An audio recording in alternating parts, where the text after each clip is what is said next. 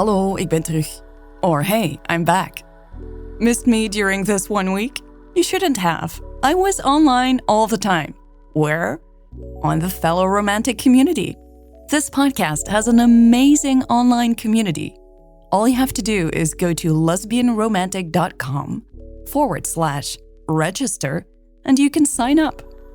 Come talk to me and, more importantly, other listeners at lesbianromantic.com.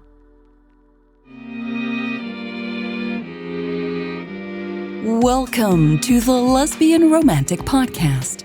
This is The Taste of a Smile, Part 11, Long Legs.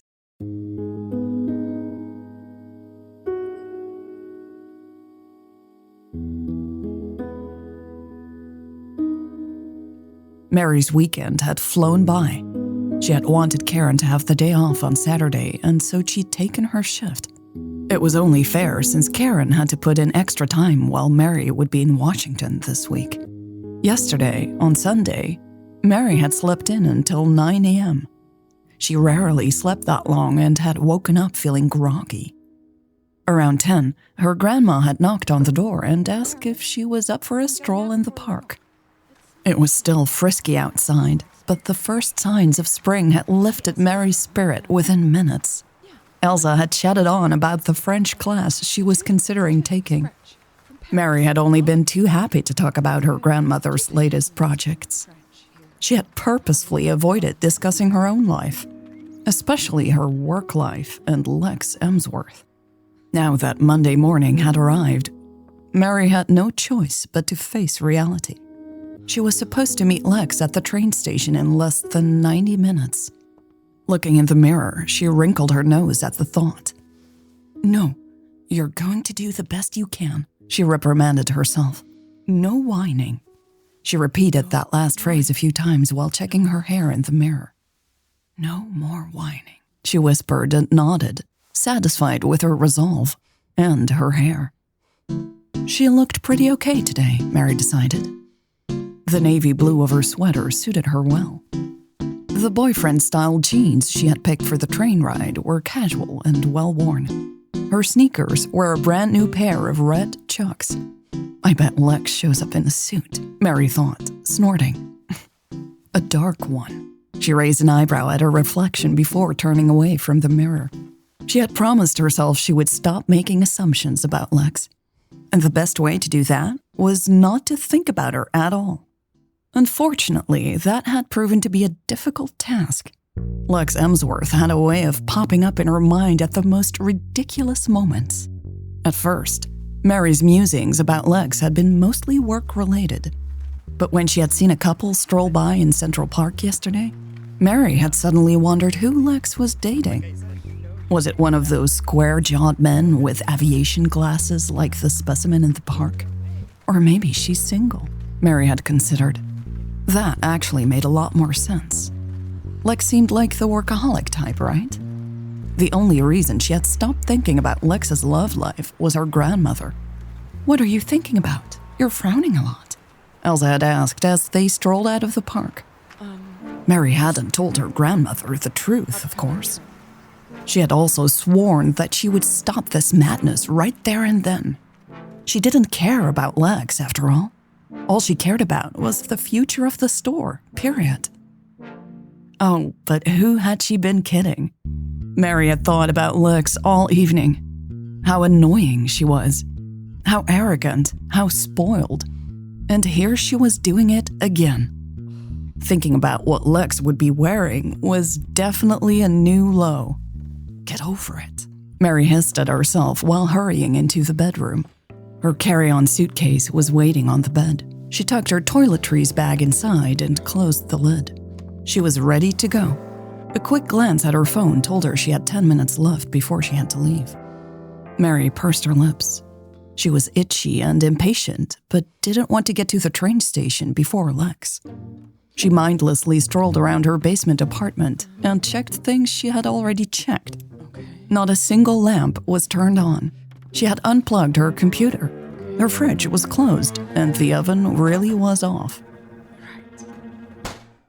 Mary finally lifted her suitcase off of the bed and pulled it to the hallway. There, she put her winter coat on but left her wool hat on the shelf. She didn't want to ruin her hair, and it wasn't that cold anymore. After a final check of the zippers of her bag, all of which were pulled up, she carried it outside. She locked her door and went on her way. Her first stop was Willie's. Mary wasn't going anywhere without a good espresso first.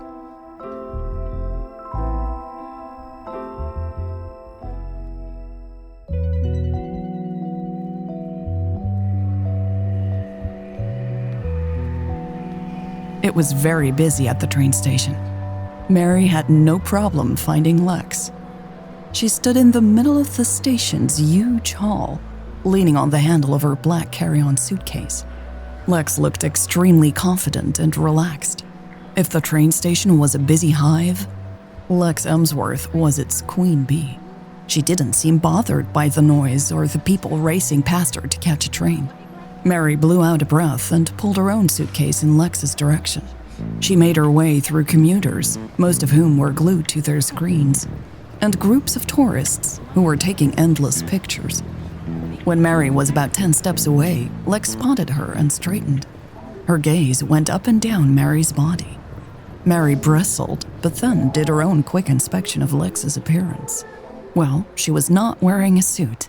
Lex was in one of her casual outfits. It looked like it cost over 2 months' rent for Mary. Her jeans and sweater screamed designer. Her ever-present leather jacket accentuated her curves perfectly. "Good morning," Mary said as she came to a halt near Lex, glancing down at Lex's sneakers. Even those were from a fancy brand, Mary saw. "Morning," Lex replied and ran a hand through her short hair. Why did it always look so perfect? "Want to grab some coffee before we find the platform?" Mary suggested, eager to have something to do. "Sure," Lex agreed. "Good idea." Mary pointed at a small coffee stand in the corner of the large hallway. "I prefer their coffee over Starbucks." "That's fine," Lex shrugged. Mary quickly pulled her carry-on to the coffee stand without looking back. She desperately needed another espresso before getting on the train for 3 hours. Once she had made it through the hall, she unzipped a small pocket of her suitcase and took out her wallet. "Want something?" she asked Lex. Americano, small size, please," Lex replied politely, patting her jacket. It was the please that made Mary uncomfortable. Why was Lex so friendly all of a sudden? It was disconcerting. She nodded. "All right, 1 small Americano coming up. My treat." Before she could turn to the employee behind the counter, Lex said, "Thanks, Mary?" Mary instantly felt the little hairs on her arms rise. It was something in Lex's tone that did it. Had she ever heard Lex say her name without a hint of anger or frustration before? She gave her a questioning look. Lex's eyes were darting in all directions, and she was wringing her hands now. The queen bee air of arrogance had evaporated entirely. "I want to apologize," she croaked. Mary's jaw dropped. "What for?" she asked. Lex gritted her teeth. Was she frustrated that Mary was making this even more difficult for her?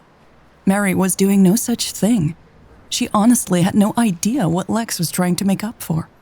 "For what I said," Lex reluctantly added. "In your office." "Oh," was all Mary could say. She felt her own cheeks starting to burn. Who on earth apologized in the middle of a busy train station for something that had happened days ago? She pointed at the coffee stand. "I should order." Lex crossed her arms and sniffed nervously. "Yes, of course." Mary was still frowning when she turned around. The girl working at the coffee stand had placed both of her elbows on the counter, staring at them with an expression that was both amused and snotty. "An espresso and a small Americano, please," Mary ordered, wanting to wipe the smile off of her face. The blonde 20-something pushed herself up slowly and popped some gum in her mouth before she got to work.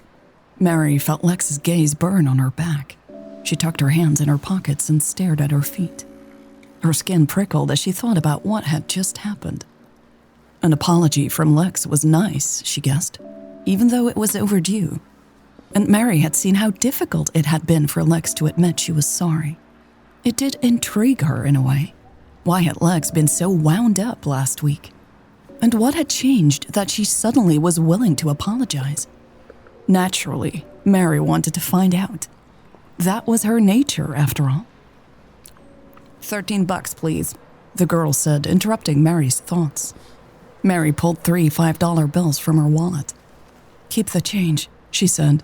The girl accepted the bills without even acknowledging Mary. She just shoved the 2 cups of coffee onto the counter and turned around. Mary's eyebrows shot up. I am so posting a bad review about you on TripAdvisor, she thought. She handed the coffee to Lex, still shaking her head. Lex nodded in thanks and sniffed her drink with a tiny smile. The gesture almost made her seem likable. Mary really found all of this very unnerving. Since when was she the grumpier one of the two? She quickly pulled her carry-on toward the platforms, Lex in tow. Her mood started to lift slightly as she walked through the hustle and bustle of the train station. We should leave a review, Lex said, catching up to her. Mary glanced sideways in surprise. What? Lex pointed back in the direction they came from. About the coffee place. I did consider that, Mary admitted with a smile. Horrible shopping experience, right? Lex continued, strolling next to Mary now. Mary noticed how much longer Lex's legs were than hers and immediately resented her for it. She had to increase her own pace to keep the lead. I guess they don't need repeat customers, Mary sighed. I guess not, Lex said, sipping her coffee. We have 35% of revenue from repeat customers, Mary added, wanting to make a point, but she sounded out of breath, and so she doubted she had impressed Lex. Lex nodded. I saw that. That's amazing. You should be proud. Mary almost crashed into a lady standing in the middle of the platform. She hadn't been paying attention to where she was walking, too confused by the change in Lex's attitude. She apologized to the woman, red as a lobster. Did you see my email about the seasonal products? Lex asked when Mary had caught up with her. Yeah, sorry, I didn't reply yet, Mary said, feeling a little defensive, but grateful Lex didn't comment on the near collusion. I had to look up some numbers first to be able to answer your questions. It was busy at the store this weekend. No problem. Lex smiled and started walking again, ahead of Mary now. Mary took in her back. She thought she could see muscles shifting under the jacket. She had to admit Lex had a great body. Mary guessed Lex spent plenty of hours at the gym to stay that lean and supple. She threw her empty espresso cup in a bin and hurried after Lex. Her heart was thumping in her chest now. She blamed it on too much espresso and too much walking.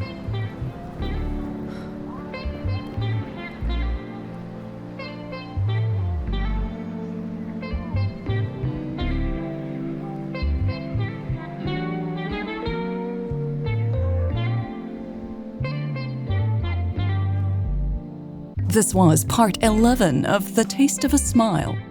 Thank you so much to the supporters of this podcast. This is a listener-funded show, and that means I rely on your support to keep going. So thank you so much for giving back. Your help and support mean the world to me. I am humbled and so very grateful. Again, if you'd like to meet other listeners of The Lesbian Romantic, go to lesbianromantic.com and click Community. All right, that's it for this week. Thank you so much for listening, and I will see you next week for part 12. Oh, did I mention community members also have access to community perks? Like sneak peeks and extra excerpts? No? Well, another reason to sign up.